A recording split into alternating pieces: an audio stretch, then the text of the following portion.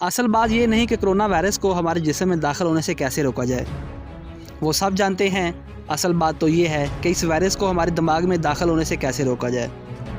24 घंटे हर कोई इसकी ही बात कर रहा है, इसके बारे में ही सोच रहा है, पढ़ रहा है और इसके बारे में सुन रहा है। मसलन अगर आपके दिमाग में कचरा चला जाए तो बाहर भी कचरा ही आएगा।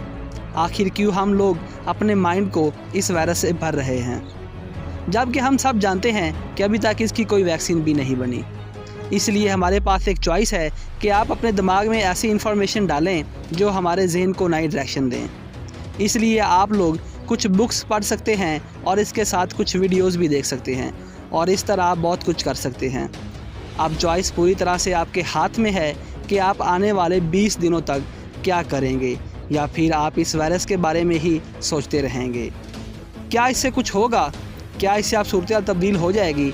अगर आपका जवाब है हाँ तो ठीक है, फिर आप बैठकर सोचते रहें। और अगर आपका जवाब है ना, तो फिर कुछ ऐसा सोचना है जिससे हमारी लाइफ को एक बेटर डायरेक्शन मिले, जिससे वाकई में ही हमारी लाइफ में चेंज आए।